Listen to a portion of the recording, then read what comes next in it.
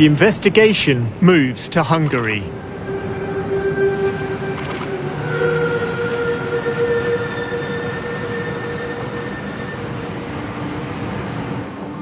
For the past 5 years, Haris Ahmed has lived a double life in the Hungarian capital.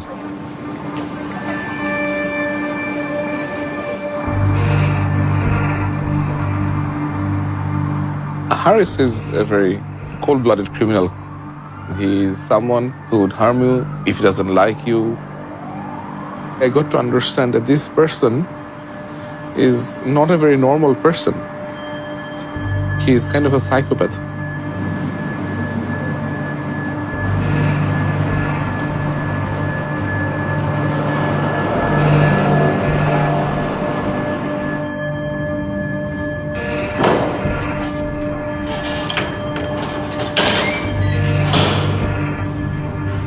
A former business associate speaks to us.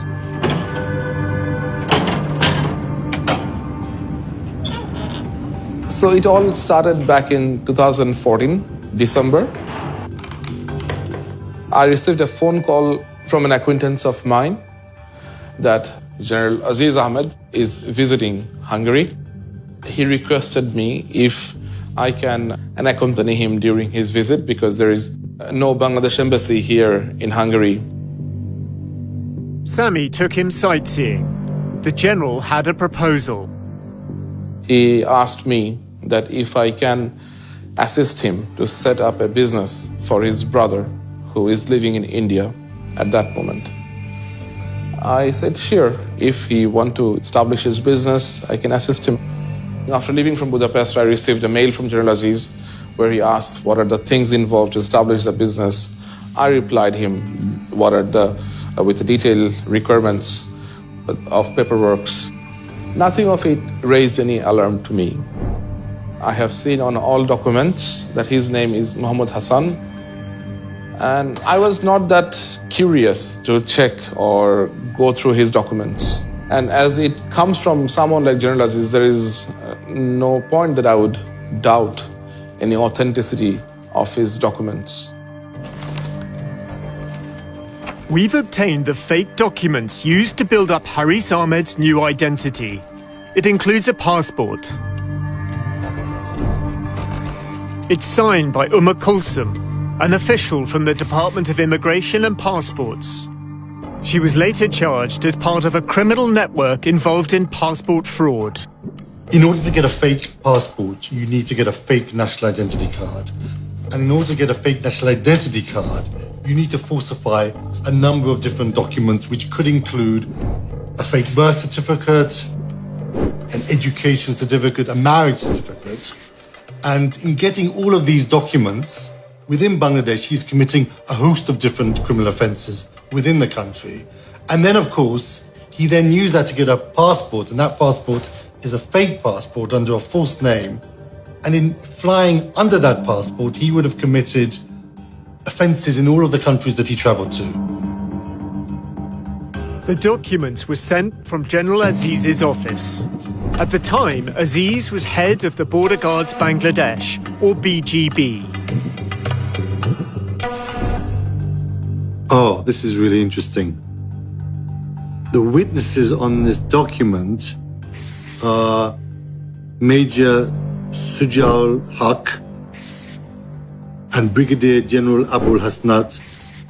They're both in BGB, and they were both in BGB at the time when General Aziz was the head of BGB. So presumably, Aziz has managed to get these men to sign a document which is a forgery. Another BGB officer, Major Sami Rashid, sent this email with Aziz copied. It certifies a bank account held in Bangladesh by a Mohammed Hassan. A delivery note shows Major Rashid's role in shipping the fake documents.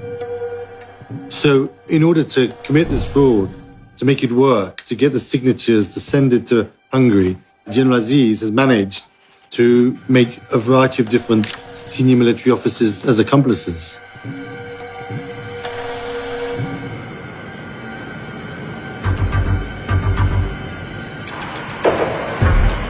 Haris Ahmed arrives in Budapest in early summer 2015. Documents obtained by the I-Unit chart his efforts to build a new life under the direction of his brother, General Aziz. He sets up the Bay of Bengal Company. His wife, daughter and son-in-law are co-owners. The Bay of Bengal is an umbrella company covering a number of businesses.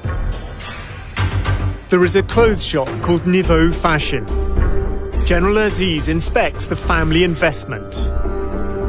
But the shop closes after 6 months.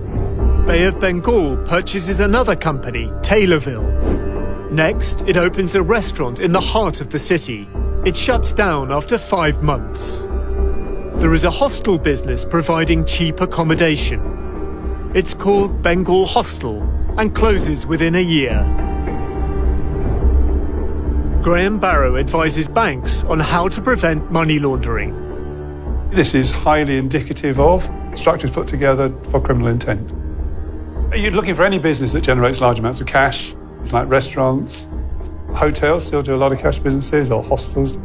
Technically it's called commingling, which is like mingling dirty money with clean money, so that you can't tell which is which. Haris doesn't seem to care about his businesses.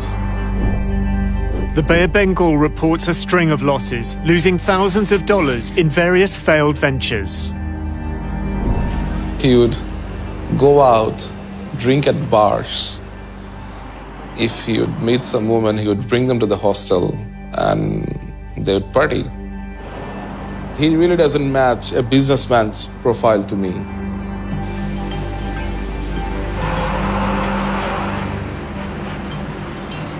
Sami discovers that Haris's financial interests lie elsewhere. Haris acts as a middleman who uses his connections to secure deals, especially official Bangladesh government contracts.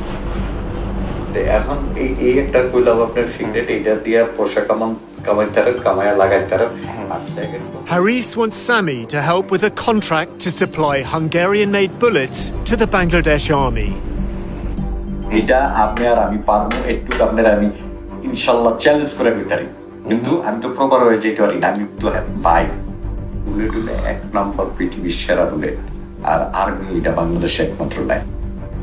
Haris wants to use Sami as a frontman. ওনার ভাই এই হিসাবে আমি আর্মিতে কোনো জায়গায় আমি শোবো না, আপনি শোইবেন।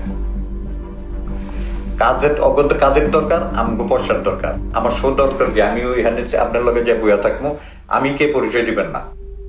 দেখেন নাকি আমি পয়সা দিই আপনারা, আপনি খাইবেন আমি খাবো, এটা তো অটোমেটিক, এখানে তো আর অন্য কিছু না, এখানে ডাইরেক্ট চলে যাবো পয়সা। Haris finds out that a deal for military supplies to Bangladesh is taking place without his knowledge. He plans to stop it. যে এরকম আমি যদি আটকায় না দিতে পারছি, আটকায় আপনার কাছে যদি না এসে দৌড়ে Okay. তাহলে আমার নাম হারিস না। ওকে, আর্মিতে কথা বলতে কটা বাজে বাংলাদেশে? বাংলাদেশ এখন বাজে 7টা-8টা মতো বাজে। He would start making phone calls to Bangladesh, to different individuals. He will bully them in very nasty way. He will abuse those people whom he is calling.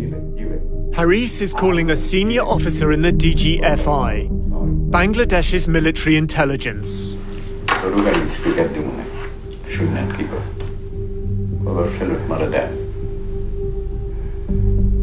ভাই আসসালামু আলাইকুম। ওই যে আপনারা বলছিলাম না যে ইউরোপের কিছু হইলে তারপরে হাঙ্গেরির, আর একটু ভিড়ে দেন নামটা খালি, বাকিটা আমি দেখি, একটু দেখেন। ঠিক আছে ভাই, আমি একটা রেফারেন্স পাঠাইতেছি, আমি একটা কাগজ পাঠাইতেছি যেটা হাঙ্গেরির থেকে চেষ্টা করতেছে, এটা একটু দেখেন। ঠিক আছে ভাই?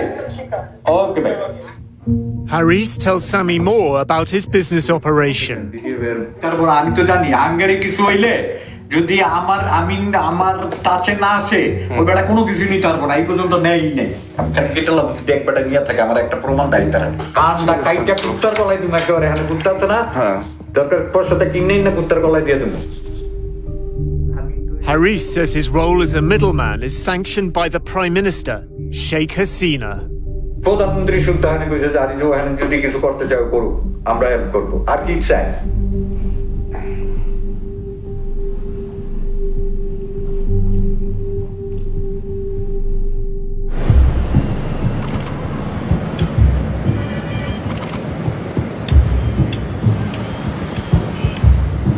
The destiny of the Ahmed clan has long been entwined with the story of Prime Minister Sheikh Hasina. She is the eldest daughter of Sheikh Mujibur Rahman, who founded Bangladesh as an independent nation in 1971. The country faces the aftermath of war. There is poverty and starvation. Law and order break down. As the crisis escalates, Sheikh Mujib abolishes opposition parties.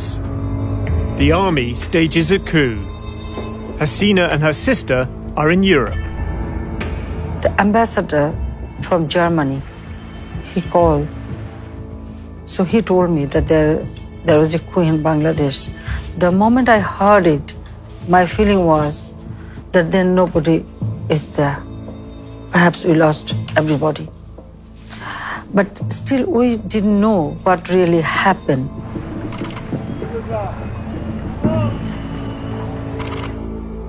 Army officers enter Sheikh Mujib's home.